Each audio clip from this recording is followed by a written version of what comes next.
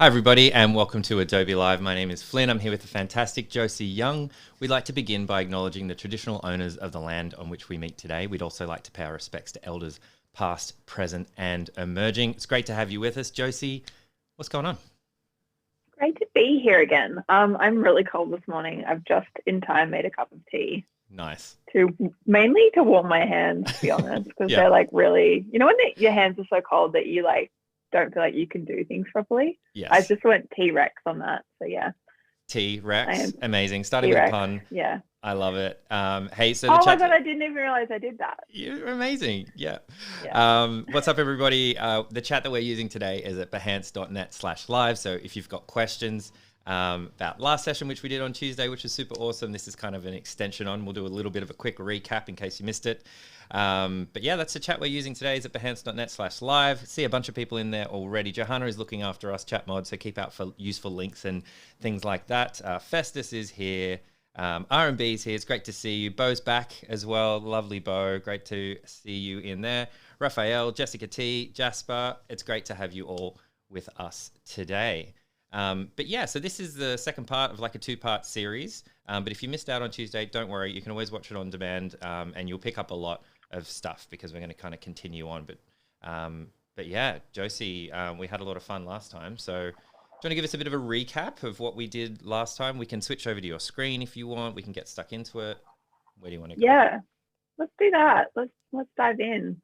Cool. We've changed color for today. I didn't realize I'd be matching. Yeah, wow. Like green background, green jumper, green pen. I like green. Hellos, all the things. We're here to talk about, we've done the brand exploration part. So today is about presentations. We'll do a bit of a recap, but because we're doing the presentation of the exploration, you'll see the exploration in the presentation. What? So that's good. Nice. I'll be using some super recent work I've done for Queer Table Reads. I'll do some intros on what that is again, in case you're kind of here today but weren't the other day. That's the day, and obviously this is part 2. Let's go. I'd also like to acknowledge the Gadigal people of the Eora Nation and pay respects to the land in which I live and work on. This always was and always will be Aboriginal land. Quickly, some stump chat. The other day I tweeted that I texted my family in the group chat that I'll be on Adobe Live. I was like, I'll be on Adobe Live tomorrow if any of you want to watch. My brother, who's an environmental scientist, he works at Kosciuszko National Park, which is in the Snowy Mountains, which is Acknowledgement Country.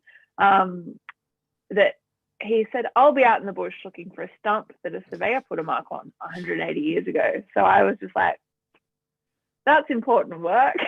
I'm just like, talking about brands. And Flynn said, follow-up question for Thursday's session, did your brother find this stump? This was Campbell last night. Haha, I think I found the stump. We think it's the right one.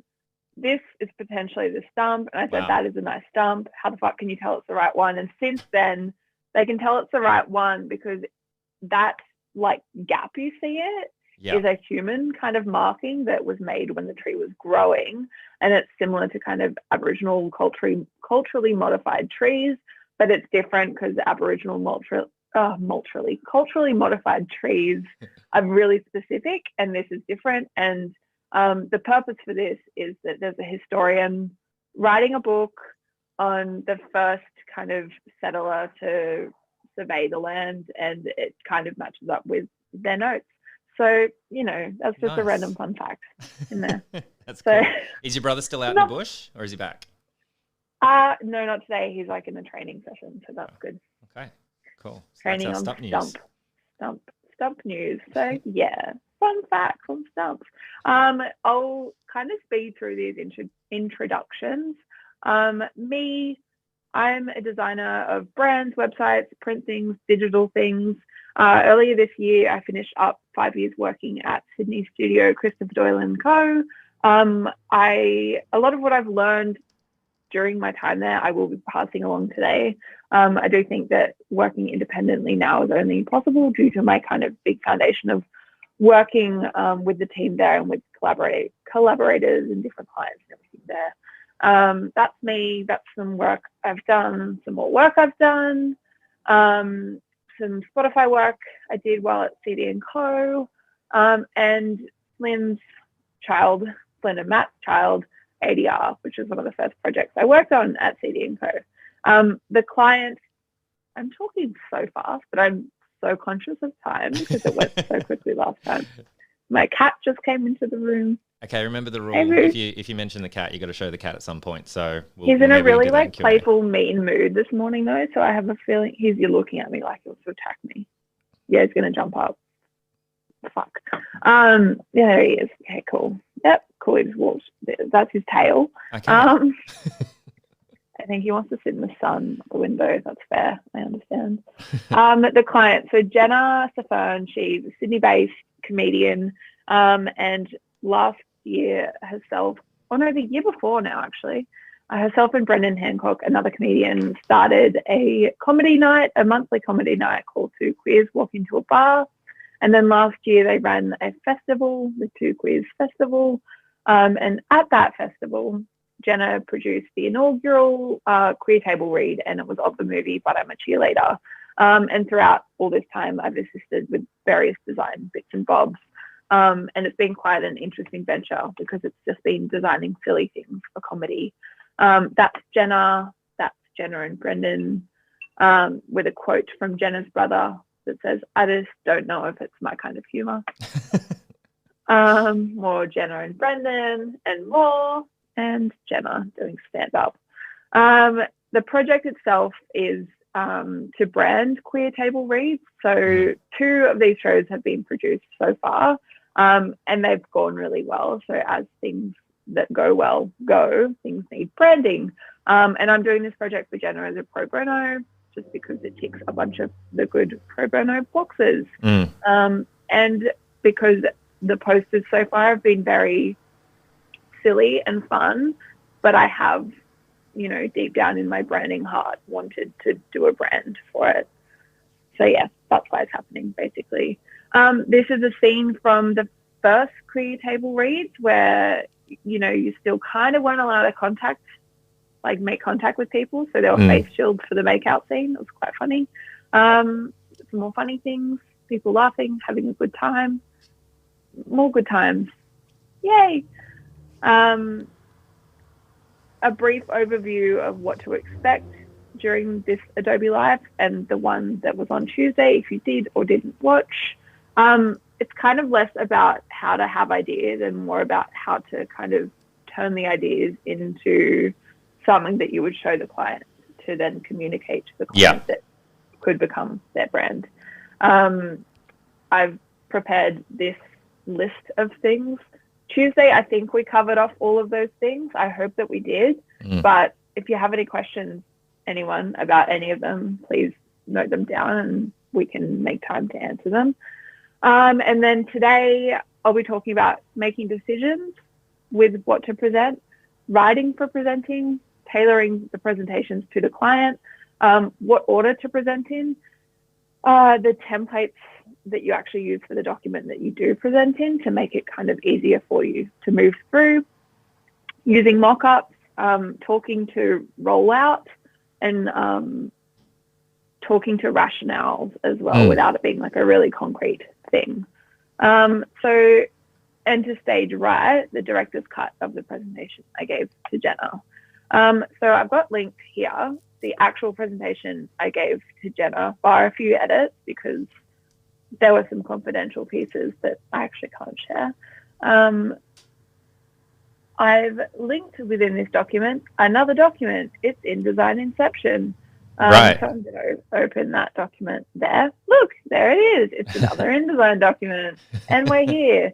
And my plan for this is basically to present it, but talk about it at the same time, which I think that's what a director's cut is.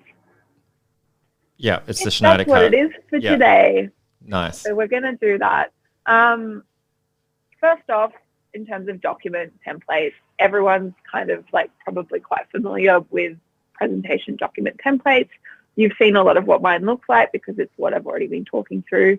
Having a sturdy template for your documents ready to go for, oh, my cat's scratching the back of my computer. Is that an annoying noise? Can you hear it? I can't hear it, no. Okay, good. He's so annoying.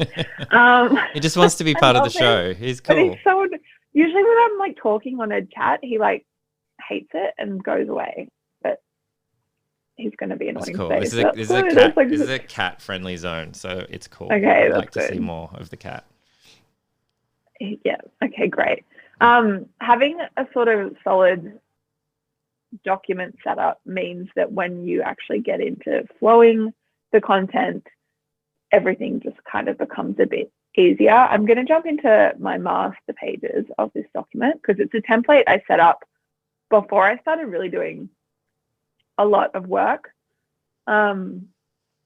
just so that by the time the work did come, I kind of had stuff ready to go. So the title page, you can kind of make this stuff your own, and everybody's got their own ways of doing things. But in all honesty, like I've been in and around a number of agencies now.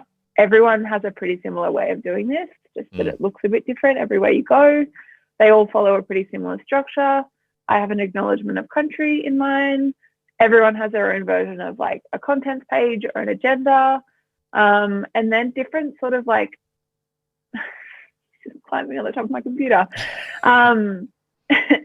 different text styles to be able to use. And so this is a template. So this is a template that you might use like for multiple projects, like it's a starting point. So you're not starting with like a blank presentation document every time, right? So the idea is that you could open this up and go, cool, I might change the colors, I might change the font.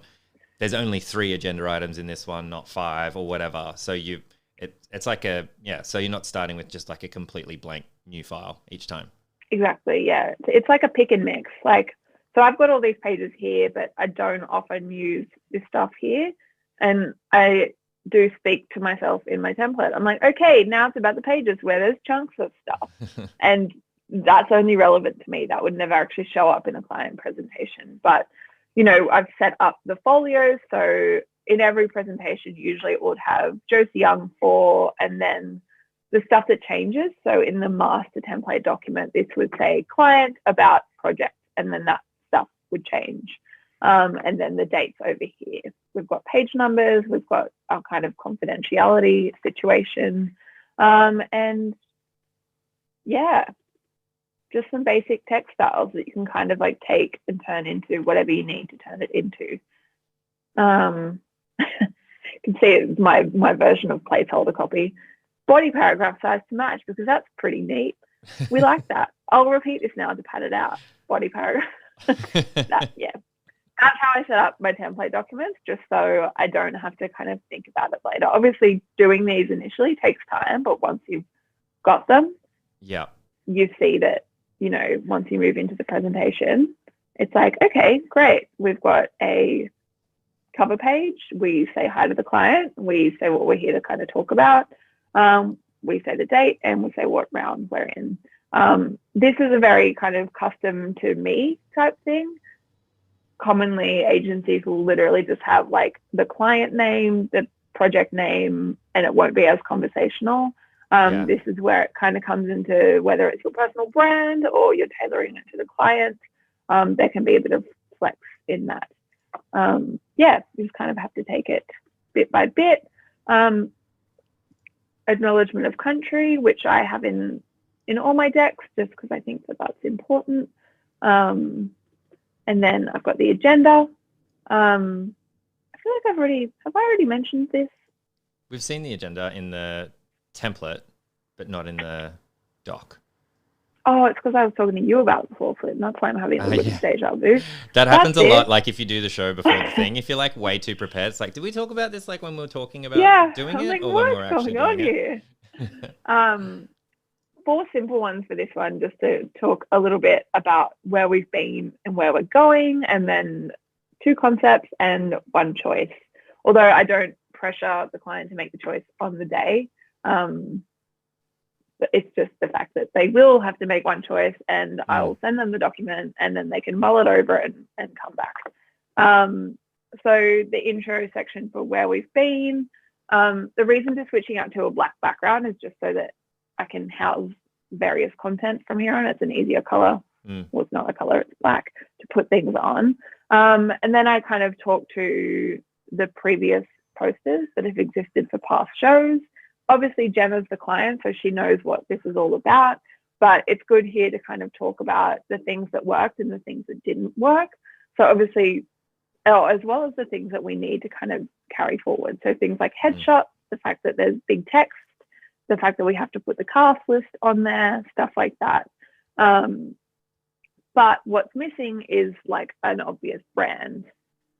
Same thing with the second show. We love the kind of comedic, dodgy design of it. But again, what's missing is like, where is it coming from? Like, who's producing this? Apart from reading the fact, okay, here he is. Hi, buddy. Hi. Hi, friend. Do you want to get down now? Thank you. Yes. Okay. Yeah, so there's that. And then where we're going now, this is kind of like the beefiest, gross word to use, section of the document in terms of written content. And it's where you can really lean into tailoring it for the client.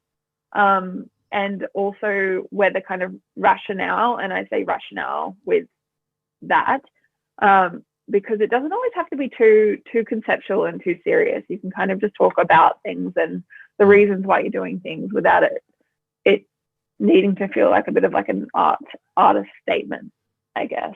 So when you're, something I'm thinking about this is like when you're presenting this, because like I know in a studio, like often you might be in a boardroom or a room together or something like that. How do you do that as like an independent designer? Is it like this? Like is it Zoom at the moment, or is it, hey, let's go to a coffee shop and I'll flick through it on a laptop? Like what? Like when you're thinking about doing this, like even in this case, where is the actual kind of presentation happening? No, it's a good question. It's a little bit of both. So I've done ones where I write the document like in this doc, if I email them for them to go through. And then I write it like they are going to be reading it themselves. Right. This one, Jenna came over to my house and I kind of set up the living room and presented it on the TV. So that was kind of like a very casual boardroom setup. Yeah. And yeah, I just sat and took it through her as I would any other presentation. I've done them on Zoom as well. And then they just kind of run like this, but in a much more kind of, it's full screen. I'm not explaining all the things that I'm explaining. Or yeah, like I've done them in cafes as well. So I think it's just, yeah, again, it can kind of tailor to the client what's most appropriate for the situation. Yeah. Yeah, it is a good question because obviously I'm more used to having a boardroom to do this sort of stuff in, but I think that honestly, like it's one of the, this is going to sound weird, one of the upsides of COVID is that people are much more used to different ways of seeing work. Yeah. And having conversations. So yeah, I just lean into it. So cool. Yeah. Nice. This is where the sort of tailoring the language and the writing to the client really comes through, because Jenna's my friend and it's the kind of comedy scene. I talk about branding a cultural icon and then say this is a heading that branding agencies use on projects for the Opera House and such. So obviously it's applicable here. And Jenna, bless, she was so serious. She was like, yeah, okay. And I'm like, it's kind of a joke. Like it's just, and I'm like, it's okay, take a breath. And I'm like, now that Queer Table Reads has grown up into a big girl, she needs a brand, a system, and all of the things to make it very smart and professional, but really to make it fun, bold, and as much of a standout graphically as it is comedically. So it's just a nice little introduction into why we're doing what we're doing. We're not just doing it for the sake of doing it. We're doing it because the show is going to be produced regularly and it will be actually quite helpful to bring everything together in a consistent kind of visual way. Nice. The next section just explains that a little bit further. So comedy, but make it business. We want to keep the elements of fun and silliness that have been at the heart of the past productions, but bring in an element of the professional. Yes, we can do both. Watch us. Don't be fooled by the fonts that I got. This is where I kind of get a bit more granular and explain before showing the work some of the choices that have been made.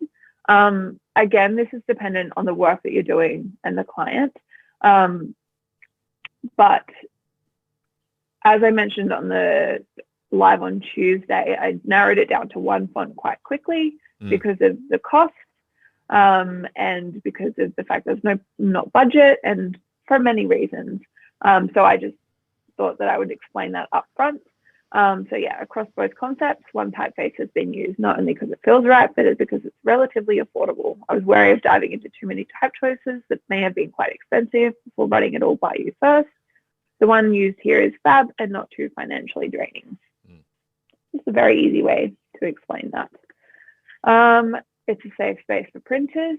Again, I talked to this on Tuesday about how basically all of the collateral that will be created for these shows will need to be printed and as cheaply as possible. So therefore, complex colors and like diving into really interesting Pantones and potentially using really Larry RGB colors for digital assets just isn't something that is appropriate for this brand. So taking that into consideration and then kind of articulating that in a way the client will understand.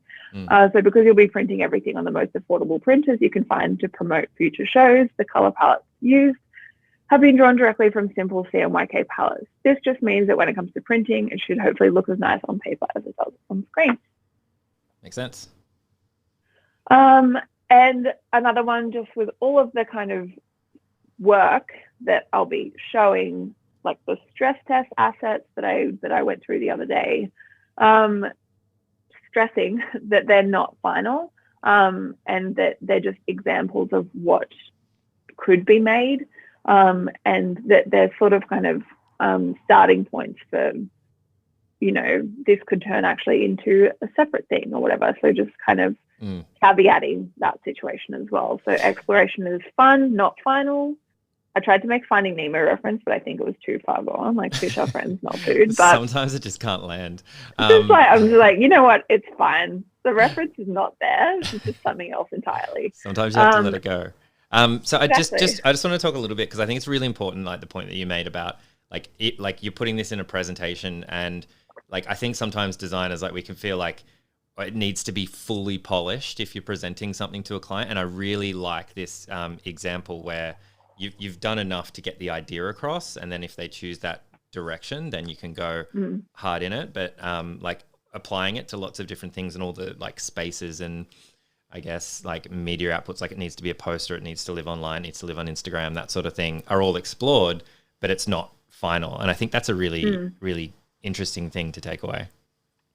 Yeah, I think it does depend on the client, because sometimes the brief might be like, we need it for all of these things. Yeah. So therefore your exploration might be a bit more final, but the more interesting thing is getting it to a point that then the client can kind of come along with you for that, and then have their thoughts influence like where it goes from this stage. It also takes the pressure off it being perfect at this point. Because if you've got the idea kind of brewing and it's like getting there, you kind of want to get the client on side before you finesse final details, especially final details that might have to change. So, yeah. Cool. Yeah. Nice. And then this list of things we have to consider is just like a brief overview. I talked to this the other day in terms of like getting to know the client. But headshots need to be like a must-have on all posters. Sales is the purpose of the posters. So ticket sales, that's just why the posters happen. Affordability, so everything that gets made, and then also the ticket sales, everything has to be quite affordable, everything has to be printable, and it has to be fun, sexy, and gay. And now I'm expecting that music to kick in again, like it did the other day. Like it did. I've decided not to do the music because it went crazy yesterday. Like it was like really loud. funny. It was loud for some people. I could barely hear it. And then it just decided to pump up. So I thought we'd go a cappella today. I was getting ready to like have a dance, but that's fine. It's good. We can just dance to the beat of our own tune. That's good. Before we dive in, this is a very, very client specific part of this presentation. As you know now, the show that this is for is Queer Table Reads. And I didn't actually explain this, but table reads are, and like you may have gathered from the fact that it was movie posters, but it's a bunch of comedians who have been cast roles from well-loved movies, and then they sit around a table and read the script of that movie. And it's a cut down, like, you know, appropriately kind of timed version of it. Right. But essentially it's everyone sitting in a room reading the script, and it's fucking hilarious. And there's like different tweaks on it. So like the who's playing what character, like, might just be a bit of comedic element in itself. But because of that, to align with the table read theme, there's some table reads throughout this presentation. Jenna didn't know this was going to be in here. So I was like, please be alert so you can participate. And she was like, oh my God, okay. And I'm like, the next slide is a practice read. So Flynn, may you please play the role of where it says you, which was Jenna on the day. Okay, great. This is me. I'm so excited for this, Josie. You're so talented. Oh, Jenna, that's so kind of you to say. Are you ready to dive in? I think so. I just need a sip of water. Oh, hang on. Got to act it out. Exactly. Okay, let's go. Bumpal. This is just like an Adobe specific section. Question time. Should we do some questions here? Cool. Let's do some questions. Yep. So, have one for Johanna. Is branding the main area of design that you will seek out clients for now, or are you expanding into different areas now that you're independent? It is at the moment, because it's kind of where I'm most confident, and it's what I'm most interested in. Although I do also enjoy campaign work and kind of web work. It depends on the project, I think. Like, I did a recent gig where I just worked on a campaign with an agency, and that was a lot of fun. And then I'm also just doing a project at the moment where I'm working on a website for somebody. So yeah, it depends. And it depends on the tools that already exist. If I'm not doing the initial branding for someone, but I'm just doing their website, it depends like what comes before me doing that. But ideally it's like a from the get-go right through to the end. That's kind of my ideal situation. Yeah. And follow-up question around that, because you mentioned working like with agencies. So you're like freelancing with agencies, like we'll go in for a week or something like that, or 2 weeks. Do you have any like rules at the moment, because I know there's an answer to this, if you're happy to share it. But like, do you have any like rules or like things in your head? You're like, yeah, cool. Like I'm going to do only this type of work, or I'm only going to do this type of work, or like, what were your thoughts? And what are your thoughts at the moment? What are you planning? Yeah, I've actually got quite a strict schedule at the moment, which you know about, which is I'm glad you asked. I'm trialing it, and I don't know if it's going to stick, but so far it's working out and I'm enjoying it. Something around leaving a full-time job, and also, as some of you might know but might not, I'm managing having chronic illness, is that I'm just not able to work 5 days and give 100%. So in going independent, I've got the opportunity to kind of like make my schedule work more for me. So I have Mondays to Wednesdays as my kind of contract days where I contract in agencies. And then Thursdays and Fridays are kind of my freelance days where I do jobs like this. And so far it's kind of working. Like I have my own contracts that I write up with both agencies and then for projects. And yeah, it's an interesting conversation to have with agencies in particular when I say that my availabilities are only 3 days a week, but people are open to it, and I work really hard and get the stuff done and have a good time. So yeah, it's been interesting, but we'll see how it goes. I'm not like, I think if last year taught me anything, it was like, who knows what's going to happen. So it's just like, I may as well try and do what I need for my health. That's like where it's at. And try and have a good time at the same time. Yeah, I mean, health is the most important thing for sure. So, yeah, it's great. Do you think that agencies and things like that are more open to more flexible, approaches now because of like everything that's happened in the last like year and a bit? Definitely. Like, do you think if you tried it in like 2018 or something like that, or even 19, that it would have been like, we actually need someone full time, like CR? Yeah, absolutely. Yeah. Like every conversation I've had that's turned into something has definitely had an element of like, well, because like we realized we're capable of doing it because of those reasons.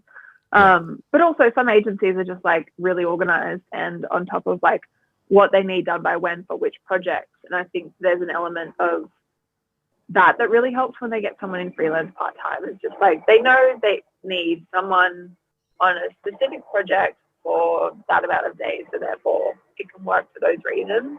But I do think the fact that everyone was sort of forced into a different way of working has really changed some perspectives in a really good way. So I just hope that it sticks because, you know, we're capable of many, many good things without having to be in the same room as people. So it's good. That's true.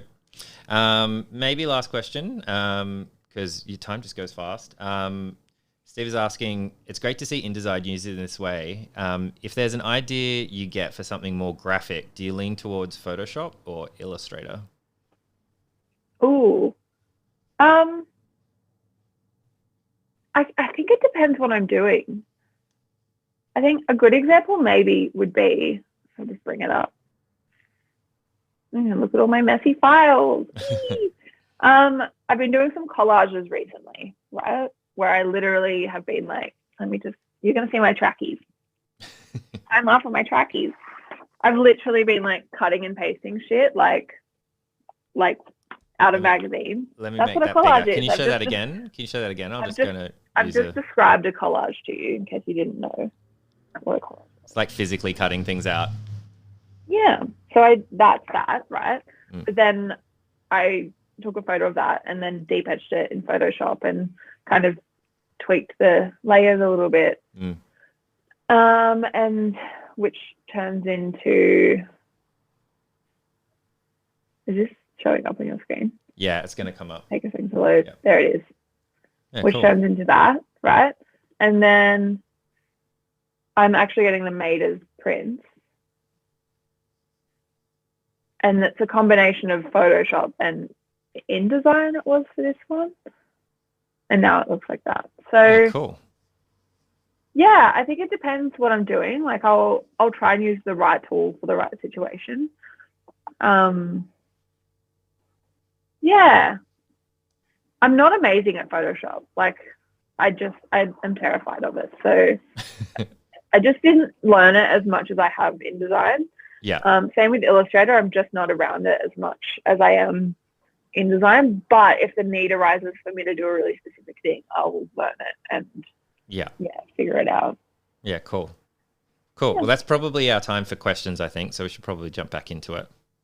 All right. Cool. Nice. This part wasn't in Jenna's presentation, by the way. So you don't give her an intermission question time? No, she doesn't get intermission. She doesn't get questions.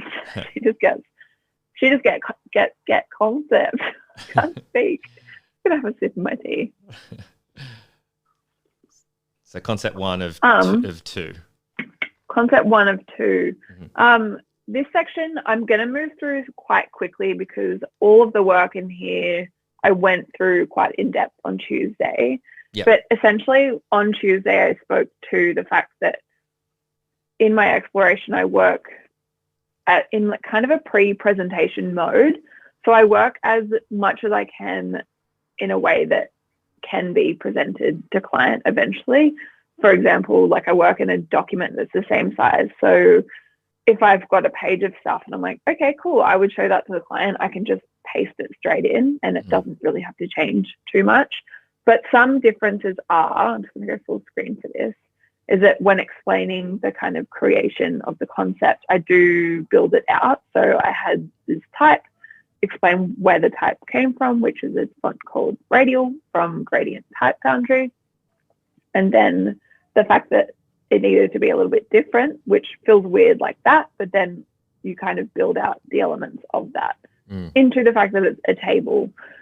And Flynn, I'm just going to remind you now that you are Jenna and that you'll have some lines to read. All right. And this table is flexible. And it can kind of be configured in multiple ways. So back here we had the tabletop on top. Then we've got it in various different ways, different colors, stuff like that. Cool. Okay, a table and some type. Cool. How is this a brand, Josie? Funny you ask. Let's talk about this thing called brand systems through the method of exploration across some fake assets. Typically, this section would be much more straightforward explanation of what's happening here, but I've reworked it into kind of a bit of a funnier script. Yeah. So obviously, the kind of flexible table isn't necessarily like a logo, but speaking to the fact that it can be turned into a system is another way of doing it. But then I do have this kind of little explainer of brand posters using the brand visual language.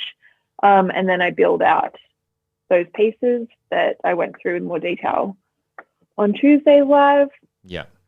But then when talking to the client about these, I'm just really explicit about these are all exploitations, exploration.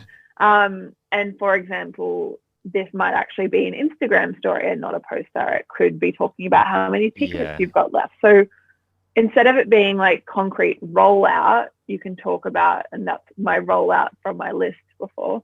You can talk about ways it's actually kind of like could kind of flex out into other things. Yeah. So this is where the kind of order of presenting slowly builds up the different tools and how you can use them. Yeah. Well, excellent work. But we're going to have to do our movie poster thing still. Thank you. Yes, I can't wait. The table also works for that too. So here's some event posters with the table frame device and brand visual language. So that's kind of saying, great, you've seen the brand visual language. We can also turn it into like a frame device and do the thing we originally needed to do. Right. We've just added in some extra stuff because it's nice to do some extra stuff. But let's pretend we're doing the table read of Clueless. What could that look like? We could make a frame and then we'll build out the assets that I went through the other day. We make sure that headshots will work as well. We bring in some lines from the movie that will definitely be a massive part of the table read. Wow, I'm in shock. Great work. Do you need some more water? Cool. Going to move on to what it could look like on social media. I'm nailing this, by the way. I'm just so You're proud really, of you're fucking doing such a good job. Like, you might be in the next show at this rate. Amazing. Yeah, doing so good. This is my origin story. Read this table. You know, we've got the Last Supper. Like, what's going on at the Last Supper? Like, I just like, how do you zoom in here? I just want to jump out and just like, you know, specifically, we might run a social competition for some tickets, for example, and ask what is going on between these people. Right. That is some drama. Like, we need to find that out. And we talk about our wonderful host, Jenna. Just, you know, some more exploration, stuff like that. That's a photo of me. Yeah, the best thing about this was that was her actual reaction, and then I changed the slide. It was such a nice moment. Nice. And last but not least, some very indulgent mock-ups.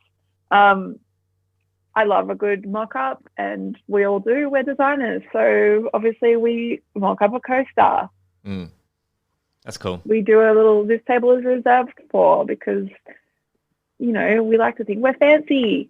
And the tote bag. It wouldn't be a design presentation without a fucking tote bag. And like, I would wear that tote bag. That's a cool tote bag. I'm just checking the time. Okay, cool. Concept 2.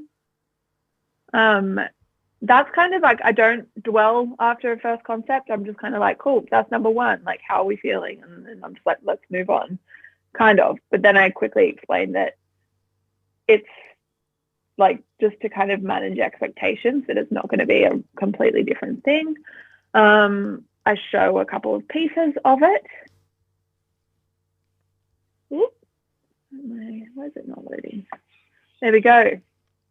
Same, but different. Yeah, we're taking the same idea but executing it in a different way. And then I go through the same pieces of rollout, which is kind of in terms of structuring a presentation when you're presenting multiple concepts for the same brand is just a really easy way to do the comparison thing. So you can kind of see how a poster about a show might be applied with the different or similar tools. Yeah. It also just means that it's quicker to quickly see how these assets might work. I talked a bit more about that on Tuesday, but it's also just easier for the client to understand what this stuff could start looking like. And then when it comes to them making a decision, where their preference may lie, because they've got the same set of stuff that looks two different ways. Just gonna click through this. We've got tables, we've got type, we've got religious imagery, we've got event posters. We're clueless. So it's a much simpler approach to the same idea. And again, moving through this, I would just talk to that. Talk to the fact that the color palette is flexible as well. So again, pulling from colors that are going to be print friendly. But if we're working with a movie, and a lot of people would be familiar with Cher's like plaid yellow and black coat from the movie Clueless. So kind of pulling from really kind of, I guess, applicable color palettes from the movie. Again, social media, what that same stuff might look like on social, what Jenna might look like in there. Is there sexy mock-ups for this one too? Oh, as is. No, I just wanted to say the line from the movie. Of course there is. There's coasters and there's a tote bag. Oh, that tote bag's pretty cool. That's a cool tote bag, huh? Yeah. The end? The end. But there's an encore. Ah. And it's the comparison page. Cool. This is where like the discussion begins, because it's just like, it is the end, but like obviously you've seen two concepts, so let's discuss. Like, what are your thoughts? What are your feelings? Do you want to discuss, or do you want to just go away and think about it? I'm happy with any and all approaches that they want to take from that point forward. Basically. So I've got a quick question just to jump in there. If I was the client and I am Jenna, like I'm basically channeling Jenna right now. You are. Yeah. I feel like the first thing I might say might be like, what do you think? You're the designer. Like, what did she say something like that? Like, is that something that a client will often say? Because it's like, well, obviously it's a lot of information at once. Because that's what I'm thinking. Because anyway, yeah. What would you say to that? Usually, I would say what I like about each one. Yeah. I do usually. Like, it's weird. Sometimes I have a preference and sometimes I don't. For this one, I did, and it's the first one. And I waited until Jenna said a bit more, because I didn't want to, you never want to say what your preference is if theirs is the other one. And it's also like, you never want to present a concept that you actually don't want to have chosen. So I genuinely like both of these and would be happy with both of these being selected. So if there was a third one, it's funny, once at CD & Co, we were working on a branding project, and there was like a third or fourth concept that we really weren't sure about. And we kept kind of avoiding doing anything with it. And we started calling it Kevin, because we kept saying we need to talk about that concept. So it was like, we need to talk about Kevin. So now it's just like, Kevin's always the concept that you shouldn't end up including, because like if someone picks it, then it's actually your heart's not in it. You don't actually want it. Yeah. But there wasn't a Kevin for this. No offense to any Kevins. It literally just comes from the movie title. We need to talk about Kevin. Yeah. But yeah, don't ever put a Kevin in, basically, because you've got to and really be able to back any concept you put in. But yeah, usually if that question's the first question, it's just like, well, like the first one, I really liked it. The frame's a little bit more interesting. Sometimes it makes you not sure which way it's facing, so you kind of grabs your attention a little bit more. But then the second one's really bold and a lot simpler, so it could be a little bit less distracting. But yeah, and then what usually happens is can we go back and look at that? Usually happens. Then we'll go back to page 46 or whatever, or this part here. Where are we? Okay, there we're there. And then usually there's a point of discussion where we just jump around the document for 20 minutes or whatever, talking about various things. sometimes that's like, oh, we wouldn't post that. And then you're like, no worries, this is just exploration. Like we could say this instead, that sort of thing. So it's another reason why it's good to not make anything too final, because you don't want to feel like you've backed the client into a corner. Like you just want to be like, this is exploration. Like these are just some thoughts we're having. Like we could, I think it does depend on the client though, because I have had clients that have been like kind of ready to roll with it. And yeah, then you're like, it's not. So I don't know. It's a tricky line to walk, but I think if you, in that upfront section, make it really clear that it's all exploration, it's not final, then you should hopefully be able to cover your own ass with all of that. Yeah. And then bring them along for the ride, basically. And yeah. I guess follow-up question is like, what's like the ultimate, what's Christmas for you? Like, I don't know if you follow that saying, but like, what's the ultimate goal of like a perfect kind of presentation? Do you want them to go, oh, number one, 100%, let's do it, let's roll? Do you want them to go away, like say, hey, I thought about it, I've gone through the deck, I'm thinking this one, you know, I really like these parts of it. Is that the best outcome? Like, I'm just trying to think about what makes you just go like, yes, like that's perfect. That's what I want. I feel like if there's like, I don't know, it doesn't have to necessarily be an immediate choice, but if there's an immediate sort of like good feeling, like if they're just happy with the presentation, that's always a nice thing. If they have to think about which one they want, that's also a good thing, because it means they like both of them. If a choice is made quickly, whether that's like within a week or within a day, that's great. Like that's really good. What is stressful is when it's like, can we combine the concepts? Because like there's a reason they're not already combined, basically. There's a reason they're two separate concepts. Does that happen very often? I like that and that. Can we just kind of mash them it together? Does happen quite a bit. So it's another thing to kind of talk to of like, you know, we can use this typeface on the other one. Like if you can anticipate that a client might ask for stuff like that, talk about the elements that can switch between, but make it clear which bits can't. But yeah, no, Jenna's reaction to this was great.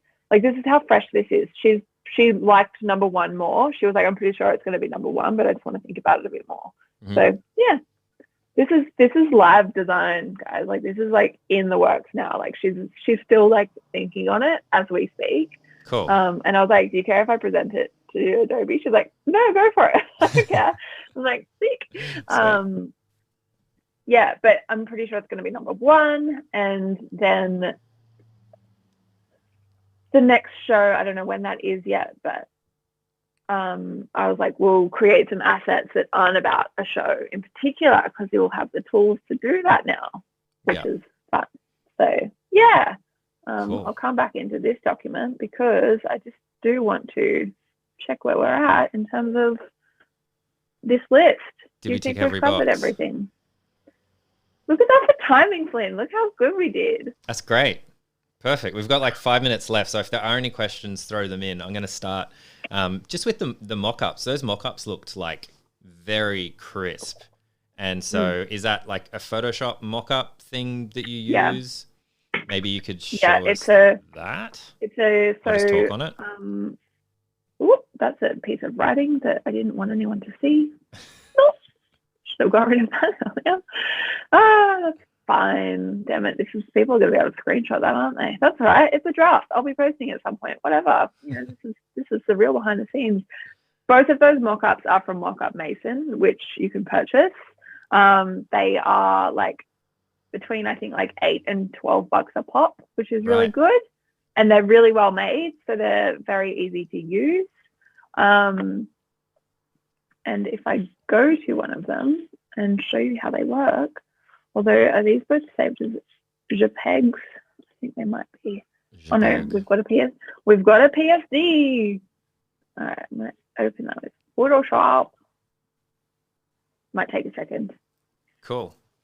So so that's like a massive time saver, right? So do you have like a library of that sort of stuff, or would you purchase something like that, like when you need it, or whatever? What's the situation I have there? recently purchased, so they released, where are they?